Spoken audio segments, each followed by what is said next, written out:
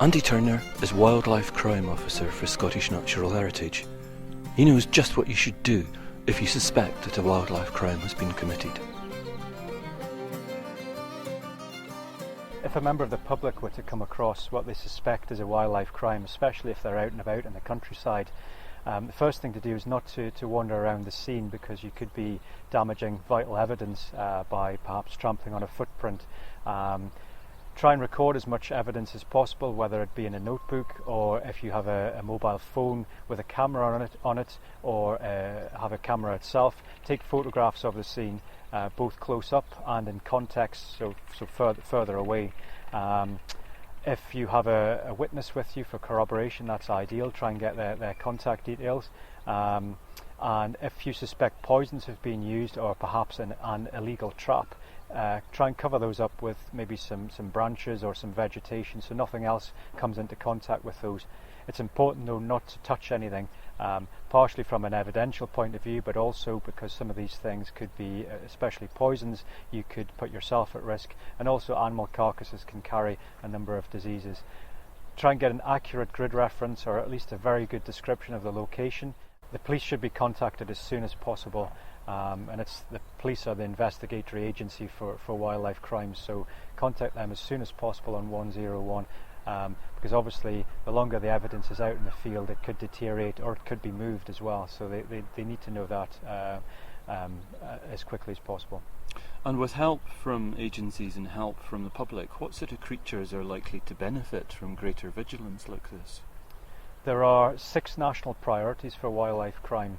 That's national UK level. They are poaching, raptor, a bird of prey, persecution, badgers, bats, CITES, which is a Convention on International Trade in Endangered Species, and freshwater pearl mussels. Now, issues such as CITES are members of the public are not likely to uncover items such as that, but certainly for poaching cases, which includes deer, hare coursing and salmon poaching, if people were to come across those, they can hopefully prevent the unnecessary cruelty to the animal themselves, also the loss and disruption to the landowner as well. Other species such as, priorities perhaps, such as raptors. A lot of our raptors in Scotland have been persecuted for a long time. Many of them are recovering with the help of landowners, but some are in a state of perhaps on the brink of extinction in some regions.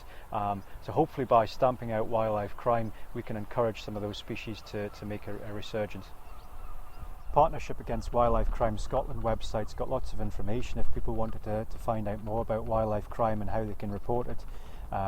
It's got information on the 6 national priorities, but also information on do's and don'ts when you're out and about in the countryside.